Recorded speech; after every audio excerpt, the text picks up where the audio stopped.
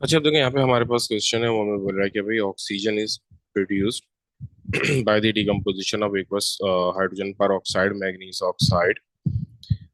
Uh, MnO2 is a catalyst in this reaction. The reaction for the decomposition of hydrogen peroxide H2O2 is shown. अभी मेरे पास इसकी equation है जिसमें H2O2 decompose हो रहा है इनटू H2O और O2, ये वही सेम रिएक्शन है जो रेट ऑफ रिएक्शन में बहुत पर मरतबा आता है। अब वो बोला कि 50 cm क्यूब ऑफ 0.2 मोल पर TM cube of solution H2O2 is used. Calculate the mass of O2 that forms using the following steps. अब सुनिए, देखो आपको बिल्कुल छोड़ नहीं दिया है कि भाई O2 का मास जैसे चाहो ये कैलकुलेट कर लो। उसने आपको H2O2 का डाटा दिया हुआ, वो सारे स्टेप आपको वो बता रहा है। Calculate the number of moles of H2O2 use. देखो यहाँ पर आपके पास H2O2 का ये वॉल्यूम है, H2O2 की वो कंसंट्रेशन है। तो अब यहाँ पर जो फॉर्मूला लगेगा वो कंसंट्रेशन का लगेगा फॉर H2O2, क्योंकि H2O2 के मोल्स निकालने हैं और H2O2 का सारा डाटा दिया हुआ है। तो C is equal to N over भी आपके पास ये फॉर्मूला होता है, ड्राफ्ट करके हो जाएगा N is equal to CV।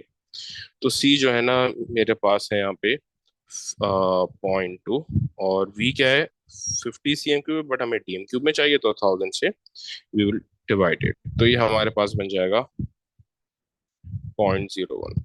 ठीक है, फिर इसके बाद नेक्स्ट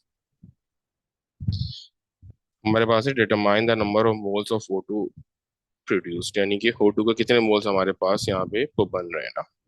तो उसके लिए हमारे पास क्या है, मोलर रेशियो जो है वो अप्लाई होगा। यहाँ पर आप देख लो भाई, ये दोनों आपको है ना H2O2 और O2 का उसने वो कंपैरिजन किया। H2O2 के आपने मोल्स निकाल लिए 0.01, अब आपको बोले कि O2 के मोल्स निकालो, तो रेशियो क्या वो लग रहा है। H2O2 और O2 को कंपेयर किया है ना उसने, तो रेशियो क्या लग रहा है 2:1 का। बेटर ये कि इसका ना रेशियो पे लगा लिया करो ना। अगर आपसे अक्सर स्टूडेंट मल्टीप्लाई करने के बदले वो डिवाइड कर देते हैं, तो इस कंफ्यूजन से बचने के लिए ना इसको सॉल्व कर लो वो रेशो। रेशो कैसे सॉल्व होगा, H2O2 रेशो O2। जब हमारे पास H2O2 के 2 मोल्स हैं तो O2 के कितने 1 मोल है। जब H2O2 के 2 मोल्स हैं तो O2 के 1 मोल्स हैं। तो जब H2O2 के 0.01 मोल होंगे तो बताओ O2 के कितने होंगे। जस्ट क्रॉस मल्टीप्लीकेशन हो जाएगी। ठीक है, तो मल्टीप्लीकेशन हो जाएगी x × 2। ठीक है, पहले आपने क्या किया, मोलर रेशो कंपेयर कर लिया H2O2 का O2 के साथ ना, जो था 2:1। फिर आपने जो उसके एक्चुअल मोल से वो कंपेयर कर लिया, तो ये आपके पास आ गया 0.01 × 1। तो ये x की वैल्यू आपके पास आ गई 0.05, 0.005। फिर देन उसके बाद है calculate the mass of O2 produced. O2 का कितना वो मास आ रहा है। अब उसके लिए तो जाहिर सी बात है मास की लेके फॉर्मूला है। जैसे N is equal to,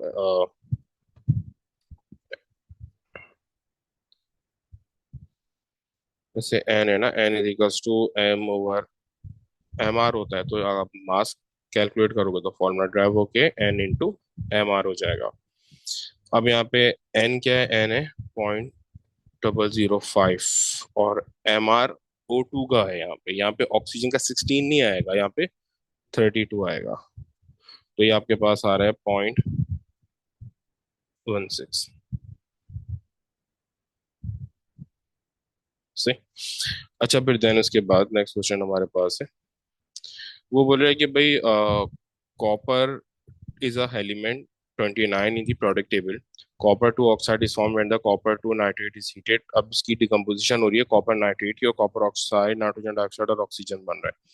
state the class of oxide in which the copper 2 belongs.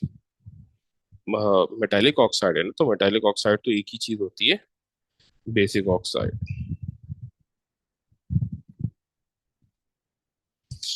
फिर उसके बाद है state the meaning of the Roman numeral in the copper two oxide. ये ऑक्सीडेशन नंबर बताता है ना, जो कि 2 है यहाँ पे ना, जैसे कॉपर टू ऑक्साइड है ये ऑक्सीडेशन नंबर बताता है। ये बता रहे हैं oxidation number of copper is +2।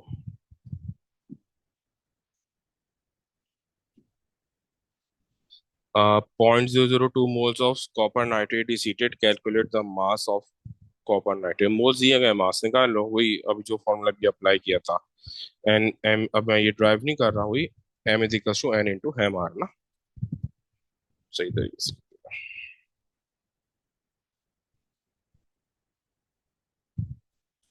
N की वैल्यू मेरे पास है 0.02, और एम आर हमारे पास जो कॉपर, ये नाइट्रेट का है ना, कॉपर नाइट्रेट का है हमारे 188। अच्छा, ये 2 मार्क्स है क्योंकि कॉपर नाइट्रेट का एम आर निकालने की भी एक मार्क्स है ना, ये जो 188 है, तो ये आप कैलकुलेट कर लेना, ठीक है, 188। तो आपके पास यहाँ पे जो मास आ रहा है वो आ रहा है 3.76। Calculate the total volume of a gas in Tm cube at RTP produced when 0.02 moles of copper nitrate is heated। अब देखो यहाँ पे बोले कि टोटल वॉल्यूम ऑफ गैस वो कितना बना है ना। देखो टोटल वॉल्यूम ऑफ गैस, जब मैं 0.02 मोल्स जो है ना कॉपर नाइट्रेट को हीट कर रहा हूँ यहाँ पे, गैस कितना बन रहा है मेरे पास, देखो गैस ये दोनों बन रहे हैं, गैस ये दोनों बन रहे हैं ना मेरे पास, एक NO2 नाइट्रोजन डाइऑक्साइड और एक O2, यानी टोटल 5 मोल्स जो है मेरे पास बन रहे हैं। टोटल 5 मोल्स जो है ना मेरे पास बन रहे हैं, इसके टोटल कितने मोल्स बन रहे हैं, 5। ठीक है। अब वो बोले कि इसको डिकम्पोज करके कितने मोल्स बन रहे हैं, यानी कितना वॉल्यूम बन रहा है। तो देखो सबसे पहले तो आप मोल्स ये को निकाल लो। कॉपर नाइट्रेट के मोल्स कितने थे, 0.02। आप यहाँ पे मोलर रेशो को लगाओगे, copper nitrate versus all moles of gas. Copper nitrate के 2 मोल्स हैं, तो टोटल गैस के 5 जो है ना वो मोल्स हैं। तो यहाँ पर आप ये अप्लाई कर दोगे, CuNO3 2,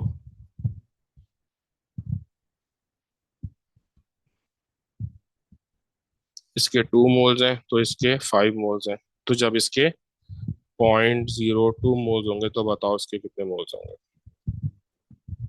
तो यहाँ पर जो हमारे पास भाई टोटल नंबर ऑफ मोल्स हमारे पास आ रहे हैं वो आ रहे हैं 0.05।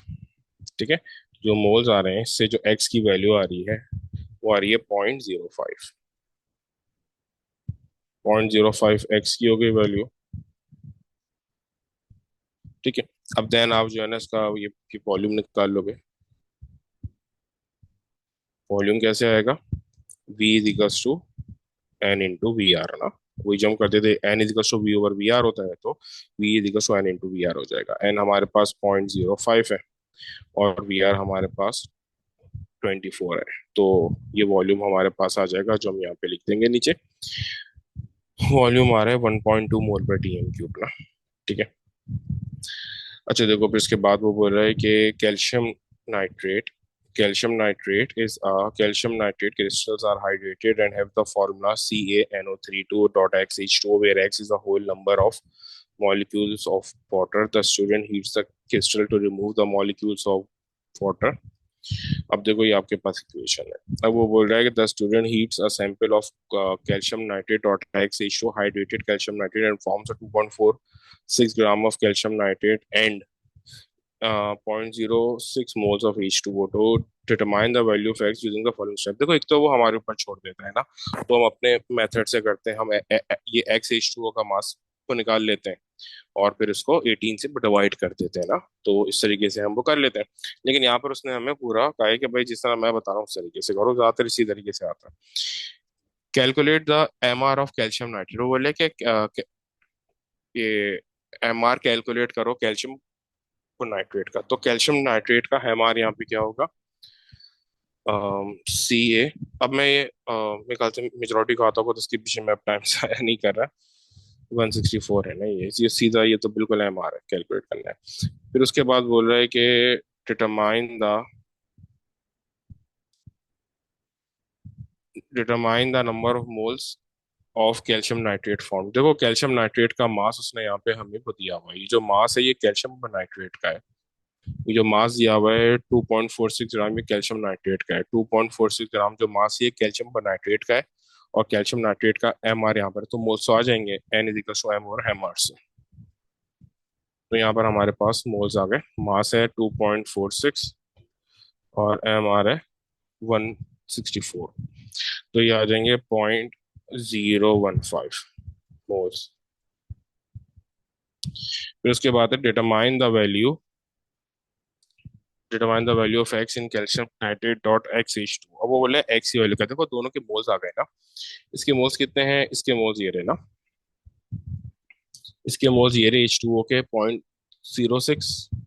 ठीक है, एच टू ओ के मोल्स ये रहे 0.06 और ये रहे इसके मोल्स ना 0.015। इन दोनों मोल्स को आप कंपेयर कर लो, कैल्शियम नाइट्रेट और एच टू ओ के। कैल्शियम नाइट्रेट और H two O, H two O के मोल्स कितने हैं 0.06।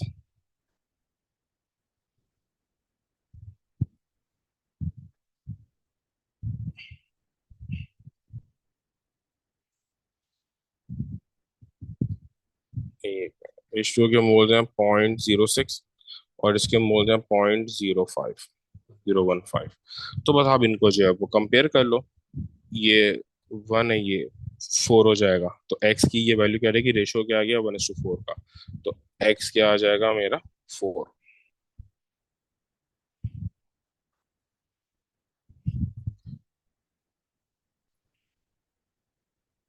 अच्छा देखो ये बिल्कुल उसी तरह का क्वेश्चन है, बट उसने यहाँ पे हमें कुछ ये दिया हुआ नहीं है। The aqueous aluminium sulphate formed is crystallised to make the hydrated aluminium sulphate Al2SO4 dot hex H2O. The relative formula mass of hydrated sulfate is 666, यानी कि जो पूरे का मास है। Calculate the value of x. देखो एक बात याद रखो, वही ये होगा कैसे। देखो ये जो Al2SO4 3.xH2 है, ये दो चीजों का वो सम है। किसका, एक Al2SO4 3 प्लस XH2O का। ठीक है, अब मेरे पास अगर ये XH2O आ जाए ना, तो मैं इसका वो मास आ जाए तो मैं बड़ी आसानी से ना इसको इसके एमआरसी पर डिवाइड करके, यानी ये पॉटर से डिवाइड करके मोल्स निकाल लूंगा, एक्स की वैल्यू निकाल लूंगा। तो इसके लिए मेरे पास इन दोनों का हेमार ये होना चाहिए। तो देखो इसका तो हेमार उसने दिया हुआ है, इसका तो एमआर दिया हुआ है। हम Al2SO4 का एमआर को निकाल लेंगे तो इक्वेशन क्या बनेगी, XH2O इज इक्वल्स टू, ये यहाँ पर जो है ना ये हेड हो रहा है, वहां जाके क्या हो जाएगा, सब्ट्रैक्ट हो जाएगा।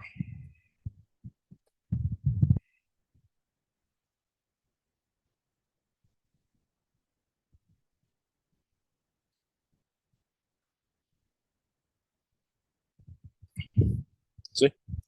तो यहाँ पे इसका एमआर तो लिखा हुआ है 666 उसने दिया हुआ है। अब Al2SO4 3 का एमआर जो है ना हमें कैलकुलेट करना है। अच्छा एल्यूमिनियम का होता है, एमआर ऑफ एल्यूमिनियम कितना है, 32 या 31 होता है,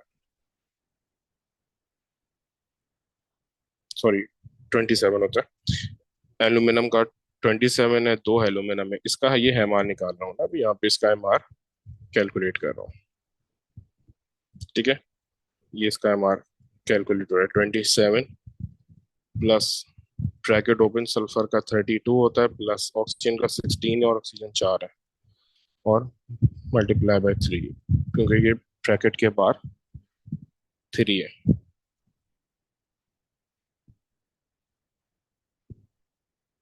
तो एल्युमिनियम सल्फेट का ये हमार हो गया 342 ना, इसका ये हमार हो गया 342। तो यहाँ पर आप 666 को 342 से सब्ट्रैक्ट करोगे ना, जब आप 666 को 342 से सब्ट्रैक्ट करोगे तो आपके पास आंसर आ जाएगा 324। तो ये एम आर आ गया XH2O का, यानी जितने भी H2O हैं आपके पास उन सब का ये है, वो मास आ गया ना। अब मुझे नहीं पता यहाँ पर XH2O हैं कितने ना, मुझे नहीं पता यहाँ पर XH2O कितने हैं, यहाँ पे X कितने हैं। तो उसको फाइंड आउट करने के लिए हम क्या करेंगे, जो X H2O को नीचे ले आएंगे ना, जैसे ये X यहाँ पे मल्टीप्लाई हो रहा है, यहाँ जाके डिवाइड हो जाएगा। अब जो H2O का वो मास है वो हम पुट कर देंगे 324 डिवाइडेड बाई 18। आपने ऐड कर दिया ऊपर। तो ये ऊपर आईडी तो करना था, ये तो हेड ही होना था ना, ये तो ऐड ही होना था। अच्छा एक मिनट सॉरी सॉरी सॉरी, वो ऐड था तो मैंने ऐड प्लस में लिख दिया, मैंने सब्ट्रैक्ट के ऊपर ऐड को लिख दिया है, सॉरी सॉरी सॉरी। ठीक है, तो यहाँ पे मैंने गलती से कर दिया था से। तो 324 divided by 18 that would be 18। तो ये 18 आ जाएगा। बहुत ज्यादा इश्यूज होते हैं एंड टाइम पे ना, मोल्स के क्वेश्चंस में बहुत ज्यादा इश्यूज जो है ना मैंने वो देखे हैं। एक्स18 हो गया, और इन्हीं टाइप के क्वेश्चंस में इश्यूज होते हैं, तो मैंने सोचा कि मोल्स का रिवीजन हो जाए दोबारा से पूरा। अच्छा, अब देखें इसी तरीके से एक और क्वेश्चन अब यहाँ पे हमारे पास है। वो बोल रहे हैं कि भाई this question is about acids and acid bases and alkalis. Dilute nitric acid reacts with the aqueous sodium hydroxide as shown. यहाँ पर इक्वेशन हम हमारे पास गिवन है, जिसमें HNO3 कैल्शियम हाइड्रोक्साइड के साथ रिएक्शन कर रहा है और कैल्शियम नाइट्रेट प्लस H2O बना रहा है। 20 cm³ of 0.1 mole per dm³ of calcium hydroxide reacts with 25 cm³ of NaOH. Calculate the concentration of HNO3 in gram per dm³. Use the following steps. अब देखो यहाँ पर उसने कहा है HNO3 की कंसंट्रेशन कैलकुलेट करो। अब यहाँ पे तो कुछ इशू ही नहीं है, आप बस स्टेप फॉलो वो करते जाओ, आंसर जो है वो आता हो जाएगा। अब बोले calculate the number of moles of calcium hydroxide use. Calcium hydroxide का पूरा डाटा उसने हमें यहाँ पे दिया हुआ है। 20 cm³ of 0.15 mole per dm³ of calcium hydroxide react with, यानी कैल्शियम हाइड्रोक्साइड का वॉल्यूम भी दिया हुआ है और कंसंट्रेशन भी गिवन है। तो N इंटू सी वी। सी हमारे पास है 0.015 मल्टीप्लाई बाई वी। वी है 20, तो मैंने वो 1000 से क्या किया, इसको डिवाइड कर दिया, क्योंकि cm³ में तो यहाँ पे dm³ में आएगा।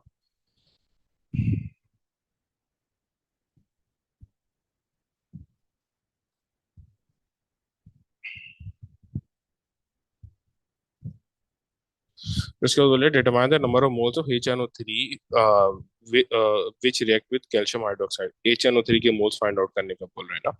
तो देखो यहाँ पे भाई इन दोनों को उसने रिलेट कर दिया है ना।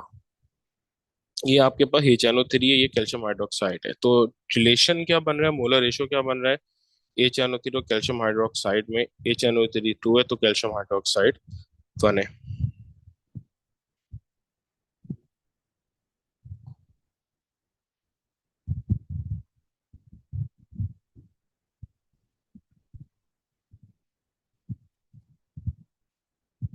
तो ये पॉइंट, अच्छा कैल्शियम हाइड्रोक्साइड के मोल्स ये रहे 0.0003। जब इन दोनों का जब मोलर रेशियो 2:1 है, तो बताओ कि जब इसके 0.0003 यानी कि 3 × 10⁻⁻⁴ मोल्स होंगे तो HNO3 के कितने होंगे। जस्ट क्रॉस मल्टीप्लीकेशन हो जाएगी और हमारे पास आंसर हो जाएगा, क्रॉस मल्टीप्लाई कर लो तो ये हो जाएगा 0.0006। ये 2 जो है वो इससे मल्टीप्लाई हो जाएगा। फिर उसके बाद बोला calculate the concentration of HNO3 इन मोल पर dm³। ठीक है, पहले मोल पर dm³ में ये कैलकुलेट करो, फिर अगले पार्ट में ग्राम पर dm³ में जो उसने हमसे पूछा है। मोल पर dm³ में हमें उसने वॉल्यूम दिया हुआ है HNO3 का 25 cm³ ऑफ HNO3 ना। तो वॉल्यूम है यहाँ पे 25 cm³, तो C is equals to N/V 66606, और 25 cm³ 1000 से डिवाइड करेंगे 0.025 हो जाएगा। तो ये आंसर हमारे पास आ रहा है 0.0240 मोल पर dm³। ये हमारे पास आंसर आ गया। अच्छा देन फिर उसके बाद देखो, अब एक चीज आपको यहाँ पे समझाता हूँ ना अच्छे तरीके से ये समझ लें। 0.0240 मोल पर dm³ है। आपको मोल पर dm³ से कहाँ जाना है, ग्राम पर dm³ में, यानी इन शॉर्ट आपने मोल को कन्वर्ट करना है ग्राम में। आपने मोल को कन्वर्ट करना है ग्राम के अंदर। तो मोल ग्राम में कैसे कन्वर्ट होता है, यानी वो मास में कन्वर्ट करना है, तो मास में कैसे कन्वर्ट होता है। मेरे पास वो मोल्स हैं और वो मुझे बोले कि मास निकालो, तो मैं उसको उसके MR से मल्टीप्लाई कर दूंगा, ऐसे ही होता है ना। मेरे पास मोल्स हैं, वो बोले कि भाई इसका मास निकालो, तो मैं कैसे करूंगा, M = N × MR, ऐसी है। और अगर वो मुझे बोले कि मेरे पास मास है और मुझे मोल्स निकाल के दो, तो मैं MR से डिवाइड कर दूंगा। ठीक है, तो इस बात को ध्यान में वो रखना है कि अगर मुझे मोल से मास में आना है तो मैंने MR से मल्टीप्लाई करना है, क्योंकि MR होता है मोल्स इंटू, सॉरी मास होता है मोल्स इंटू MR ना। अगर मैंने मोल से मास में आना है, कन्वर्ट करना है ना, तो मैंने उसको जो मोल्स है उनको MR से मल्टीप्लाई कर देना है। और अगर मैंने मास को मोल्स में आना है तो मैंने जो एम आर है उससे डिवाइड कर देना, मल्टीप्लाई नहीं करना। ठीक है, तो ये रिलेशन है। तो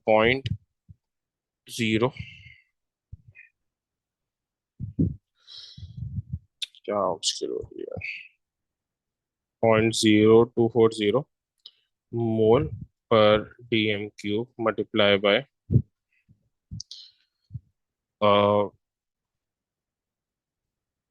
इसका ये एम आर क्या होता है, HNO3 का, HNO3 का एम आर होता है 63। तो 63 मल्टीप्लाई बाय, और एम आर का यूनिट क्या होता है, ग्राम पर मोल। एम आर का यूनिट ये ग्राम पर मोल होता है, ग्राम पर मोल। तो मोल से मोल क्या हो गया, कैंसिल आउट हो गया। अब यहाँ पे आप 0.024 को 63 से मल्टीप्लाई करोगे तो आंसर आ जाएगा, कंसंट्रेशन जो आएगी मोल्स में 1.512 ग्राम पर डीएम क्यूब। ये आंसर हो गया। ठीक है। अच्छा देखो, फिर इसके बाद हमारे पास है,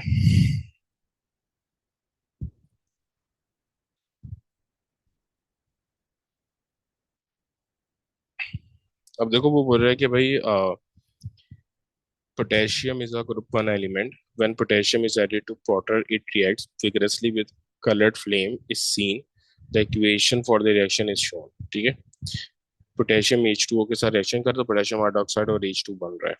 calculate the volume in cm cube of hydrogen form and 2.34 gram of potassium is added to the excess water at room temperature and pressure. Use the following step. Potassium का वॉल्यूम, वो मास उसने मुझे दे दिया है। We are given with the mass of potassium, और वो बोल रहा है कि भाई वॉल्यूम कैलकुलेट करो हाइड्रोजन का, यानी पोटेशियम और हाइड्रोजन के बीच में सारा कुछ खेल होगा। ठीक है, बोले उसके बाद ज्यादा इसमें गाइड किया हुआ है, calculate the number of moles of potassium added, यानी पोटेशियम के कितने मोल्स हम यहाँ पे ऐड कर रहे हैं। तो जो पोटेशियम के मोल्स हम यहाँ पे ये ऐड कर रहे हैं वो है, मास दिया हुआ है N = M/MR, यहाँ पे अप्लाई होगा। मास 2.34 है और पोटेशियम का जो AR या MR है वो 39 होता है, तो दैट वुड बी 0.06। उसके बाद बोले determine the number of moles of hydrogen gas form. Hydrogen gas से कितने मोल्स जो है ना फॉर्म हो रहे हैं, तो वही रेशो लगेगा। ये 2 है, पोटेशियम का मोलर रेशो 2 है, हाइड्रोजन का 1 है। ठीक है, तो KH2, जब के मेरे पास 2 है तो H2 का मोलर रेशो 1 है। तो जब के मेरे पास 0.06 मोल्स होंगे तो बताओ H2 के कितने होंगे, क्रॉस मल्टीप्लाई हो जाएगा, ये हो गया 0.03।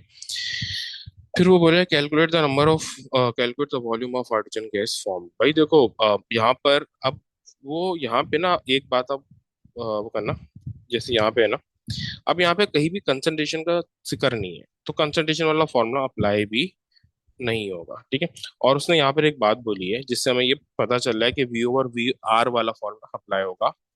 वो ये रहा कि eight room temperature and pressure. Room temperature and pressure का मतलब होता है एट आरटीपी, यानी कि वीआर यहाँ पे यूज होगा। अब अगर यहाँ पे कंसंट्रेशन वाला फॉर्मूला अप्लाई ये होना होता तो वो यहाँ पे ये नहीं बोलता कि eight room temperature and pressure. इसका वो मतलब है कि क्योंकि कंसंट्रेशन वाले फॉर्मूले में वीआर ये आता ही नहीं है, जहाँ पे वो ये वाली वो बात बोले तो पता चल जाता है कि V/VR वाला फॉर्मूला वो यूज होना है। ठीक है, तो N = V/VR, तो V = N × VR। तो एन हमारे पास है 0.03, जो अभी हमने ये कैलकुलेट किया है। VR है 24। अच्छा, वो CM³ बोले है ना, तो 24,000 हो जाएगा, क्योंकि CM³ में उससे आंसर मांगा है ना, CM³ में आंसर चाहिए ना उसको, PM³ में चाहिए होता तो हम 24 लिख देते। तो ये हमारे पास आ गया 720। अच्छा देखो, फिर इसके बाद हमारे पास है तो ये वो 3 पार्ट, लेकिन बच्चों को मुश्किल इस वजह से लगती है क्योंकि ये टाइटेशन वाली फॉर्म में उसने दिए हुए होते हैं, बहुत बड़ा सा क्वेश्चन फील ये हो रहा था, तो स्टूडेंट समझते हैं कि पता नहीं क्या चीज उसने हमें यहाँ पे दे दी है। वो बोल रहे हैं कि भाई this question is about the sodium and the compounds of sodium. A student determines the concentration of a solution of dilute sulfuric acid H2SO4 by titration with aqueous sodium hydroxide। हम यहाँ पे वो टाइट्रेशन कर रहे हैं किसकी, sulphuric acid की और सोडियम हाइड्रोक्साइड की। स्टेप 1 में क्या है, 25 cm cube of 0.2 mole per dm cube of NaOH is transferred into a conical flask. 3 drops of methyl orange indicator are added to the conical flask. A burette is filled with H2SO4, and step 4, the acid in the burette is added to the conical flask until the indicator changes the color. The volume of acid is recorded, यानी कि कितना volume हमने burette से, कितना acid burette से conical flask में डाला है. This process is known as titration.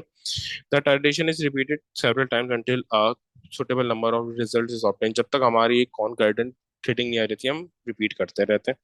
अब यहाँ से स्टार्ट है. 20 cm cube of H2SO4 react with 25 cm cube of 0.2 मोल पर डीएम क्यूब ऑफ NaOH ना. देखो अब यहाँ पे हमेशा जो प्यूरेट में होता है ना उस, ठीक है, ठीक है. अब देखो यहाँ पे वो बोल जो यहाँ पर उसने क्या किया है, H2SO4 का वॉल्यूम हमें वो दे दिए, कितना है जो प्यूरेट में हमने लिया था होता ये, और NaOH का कितना वॉल्यूम है और कंसंट्रेशन एरिया NaOH की. अब वो बोले कि द इक्वेशन,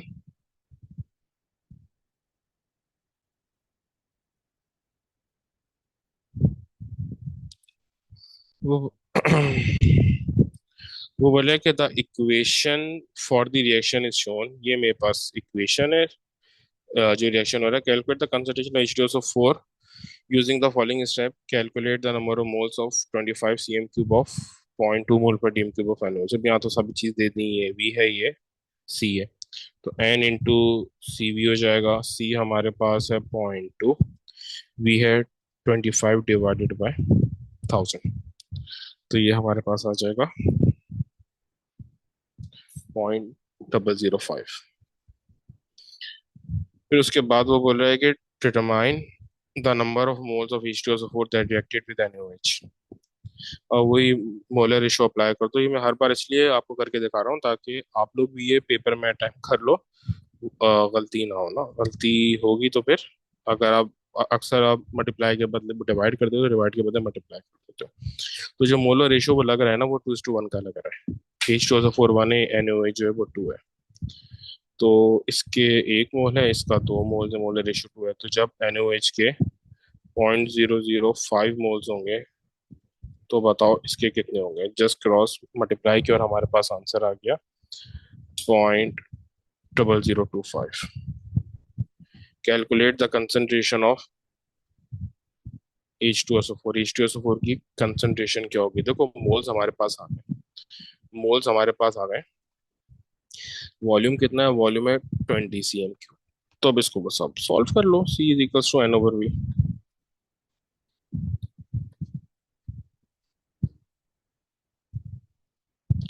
अब यहाँ पे वॉल्यूम है बट 20 cm cube था, 1000 से वो डिवाइड करोगे तो 0.02 हो जाएगा.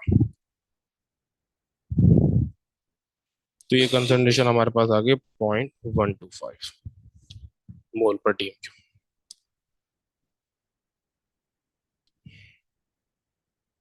Magnesium carbonate react with dilute hydrochloric acid. Magnesium carbonate react कर रहा है डाइल्यूट हाइड्रोक्लोरिक एसिड के साथ. when 25 cm cube of dilute hydrochloric acid is added to excess magnesium carbonate, the volume of carbon dioxide gas produced at room temperature and pressure is 120 cm cube. Calculate the concentration in mole per dm cube of hydrochloric acid.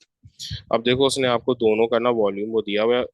अब आपके ऊपर है ना कि आप चाहे तो carbon dioxide के वॉल्यूम से या फिर MgCO HCl के वॉल्यूम से जो है वो इसकी कंसंट्रेशन ये कैलकुलेट. अच्छा देखो, सॉरी सॉरी, देखो अब यहाँ पे मुझसे गलती क्या हो गई. देखो अब यहाँ पे ना ये वाला जो क्वेश्चन है, अब देखो ये दोबारा से पढ़ते हैं, 1 मिनट. वो बोल रहा है कि when 25 cm cube of dilute hydrochloric acid is added to the excess magnesium carbonate, hydrochloric acid का सिर्फ वॉल्यूम उसने हमें दिया है. The volume of carbon dioxide gas produced at room temperature and pressure is 120 cm cube. अब देखो यहाँ पर उसने किया क्या है, ये वाले जो भी जैसे ये वो क्वेश्चंस आए ना तो उसमें वो, और इसमें हमारे पास स्पेस अच्छी खासी अवेलेबल होती है, तो कोशिश करो कि जिसका जो डाटा है उसी के नीचे लिख दो ना. इसमें इस वजह से थोड़ा टाइम ज्यादा लग जाता है. मैं इसमें दोबारा इक्वेशन जो है ना हमेशा लिखवाता हूँ आप लोगों से. तो MgCl2 plus CO2 plus H2O. अब यहाँ पे CO2 का वॉल्यूम उसने हमें दिया हुआ है 120 cm क्यूब, ठीक है, और MgCO3 का भी वॉल्यूम गिवन है 25 cm क्यूब. हमें इसकी कंसंट्रेशन निकालनी है। अब ये देख लो कंसंट्रेशन के लिए फॉर्मूला कौन सा अप्लाई होना है। सबसे पहले ये चीज सॉर्ट आउट कर लो, c is equal to N over v, एक ही होता है वो फॉर्मूला। तो यहाँ पर हमारे पास वी तो है बट एन नहीं है। अब कुछ स्टूडेंट गलती क्या करते हैं, जो यहाँ पे वॉल्यूम दिया है MgCO3 का, उसी से जो है ना मोल्स निकाल लेते हैं, N is equal to V over V R करके। ऐसा नहीं होगा, ऐसा नहीं है। ठीक है, अब यहाँ पर इसका जो कंसंट्रेशन वाला फॉर्मूला अप्लाई ये हो रहा है ना, यही आपने जो है ना सिर्फ इसके लिए अप्लाई कर सकते हो, और कोई दूसरा फॉर्मूला अप्लाई नहीं कर सकते। तो जो उसने CO2 के जो ये वॉल्यूम दी है, इस CO2 के ये वॉल्यूम से हम मोल्स कैलकुलेट करेंगे, देन उसके बाद हम मोलर रेशियो ये पर लगाएंगे, MgCO3 के मोल्स की कैलकुलेट करेंगे, देन फिर हम इसमें वो पुट करेंगे। किस तरीके से आए इसके ऊपर वर्क करते हैं। N is equal to V over V R, ये आ गए CO2 के मोल्स। ये CO2 के मोल्स आ गए। ये है 120 है तो 1.20 हो जाएगा, 1000 से डिवाइड कर देंगे, वी आर है 24। तो ये हमारे पास हो गया 0.12 डिवाइड बाय 24। तो ये हो गया हमारे पास 0.05, 0.005। ये आ गया, ये था फर्स्ट स्टेप।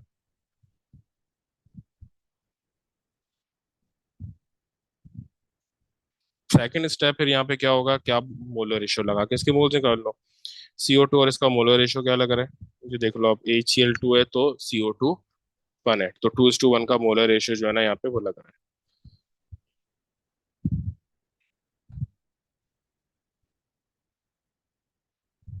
तो HCl रेशो CO2, HCl के 2 मोल्स हैं तो CO2 का 1 मोल्स है।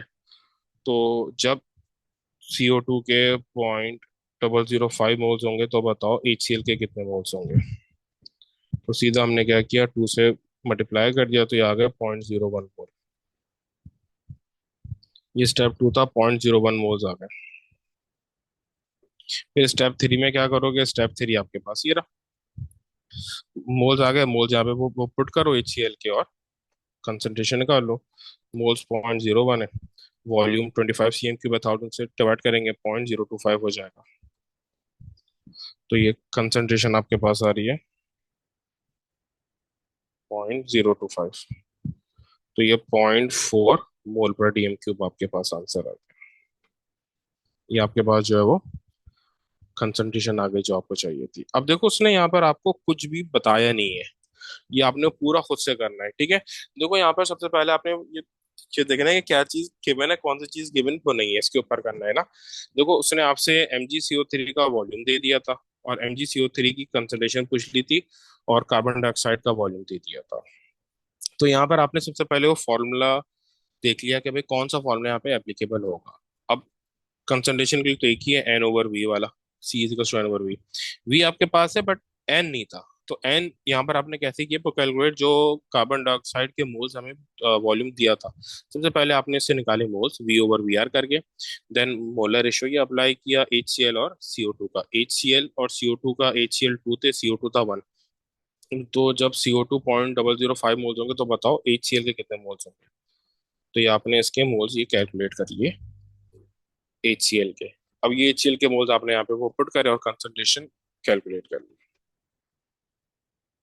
अच्छा देखो, वो आपको बोल रहे हैं कि भाई this question is about the preparation of salt zinc nitrate is a soluble salt that is prepared by the reaction of insoluble zinc carbonate with dilute sulfuric acid. The reaction is shown, zinc carbonate reaction कर रहा है, HNO3 और zinc nitrate plus H2O plus CO2 बना रहा है। अब बोले a sample of 4.5 gram of zinc carbonate is added to 50 cm³ of 1.3 mole per dm³ of nitric acid. Show by calculation the zinc carbonate is in excess। देखो ये आपके पास zinc carbonate का पोटैटा है पूरा, और ये आपके पास पूरा नाइट्रिक एसिड का पोटैटा है। ठीक है, तो आप दोनों के मोल्स को निकाल लोगे, ये जिंक कार्बोनेट का है और ये पूरा नाइट्रिक एसिड का पोटैटा है। सबसे पहले जिंक कार्बोनेट के मोल्स आप निकालोगे, तो N is equal to M, और हैमर अप्लाई करोगे 4.50 आपके पास जिंक कार्बोनेट के जो है वो मोल्स हैं। तो जिंक कार्बोनेट का हैमर क्या होगा ये हम देख लेते हैं। अब ये मैं कैलकुलेट नहीं कर रहा है, हमारा देर हो जाती है। जिंक कार्बोनेट का एमआर है 125। ठीक है। तो आपके पास यहाँ पे आंसर आ रहा है 4.5 divided by 125, so that is 0.036। ये आपके पास जिंक कार्बोनेट के मोल्स आ गए। और HNO3 के मोल्स क्या आएंगे? आप कंसंट्रेशन और वॉल्यूम आपके पास गिवन है, तो C/V अप्लाई, ये हो जाएगा। C हमारे पास है 1.3 और V हमारे पास है 50 डिवाइडेड बाय 1000, तो ये रहेगा N/HNO3। ये हो गया 1.3 divided by 0.05, sorry, multiply by 0.05, तो हो गया 0.065। तो ये मोल्स आ गए। जिंक कार्बोनेट कितने आ रहे हैं? जिंक कार्बोनेट कितने मोल्स आ रहे हैं? और HNO3 कितने जो है ना मोल्स आ रहे हैं? अब कुछ स्टूडेंट क्या करते हैं, इसके ऊपर डिसाइड कर लेते हैं कि क्या एक्सिस में क्या लिमिटिंग रिएक्टेंट है। नहीं भाई, ऐसा नहीं करना है, बिल्कुल ही वो गलत हो जाएगा। ये जो यहाँ पर मोलर रेशियो ही अलग है, जिंक कार्बोनेट 1 है, HNO3 2 है। तो यहाँ पर आप इनके मोल्स पहले इक्वल करो, फिर होगा। मोल्स इक्वल करने का मेथड क्या है कि जो इनका मोलर रेशियो है उसे डिवाइड कर दो। जो मोलर रेशियो है ना उसे डिवाइड कर दो। इसका मोलर रेशियो क्या है? जिंक कार्बोनेट का 1 और HNO3 का मोलर रेशियो कितना है? 2। तो ये आपके पास सेम वही आ जाएगा 0.036, और ये हो जाएगा 0.0325। अब जो आंसर आएगा, मोल्स आएंगे, वो आपके लिमिटिंग रिएक्टेंट और एक्सिस होगा। तो ये आपका लिमिटिंग, ये आपका प्लेजर आ रहा है, तो ये आपका लिमिटिंग रिएक्टेंट है, और ये आपका एक्सिस है। देखो, यही बात उसने यहाँ ऊपर भी तो बोली थी ना कि show by calculation that the zinc carbonate is in excess. Show करो बाय कैलकुलेशन कि जिंक कार्बोनेट एक्सिस में, तो शो कर दिया हमने कि जिंक कार्बोनेट जो है वो एक्सिस में है।